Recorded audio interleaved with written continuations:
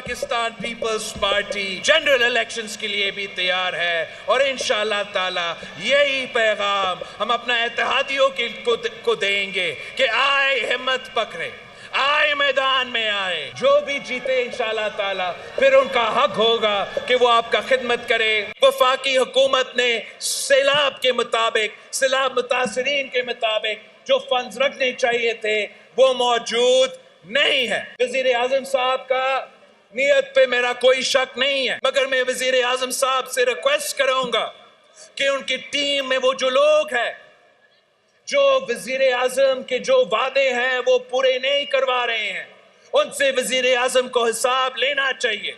जो कठपुतली थे, जो सिलेक्टेड थे, जो 30 साल किसी अंपायर की उंगली की वजह से सियासत में थे, उनके साथ तो कुछ हुआ ही नहीं था। एक नैब का केस और एक रात जेल में गुजारने की वजह से इन्होंने ऐलाने जंग अपने कारकुन को कमांडर हाउस पे, GHQ पे हिदायत साजिश के तहत हमला करवाए थे।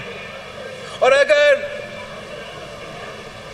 हम इनको कानून में और कानून के कटारे में खड़ा नहीं करेंगे तो फिर मुल्क का नुकसान होगा और ना मैं ना आप इस मुल्क का, पाकिस्तान का नुकसान बर्दाश्त कर सकते हैं। स्टार न्यूज़, जियो पाकिस्तान के लिए।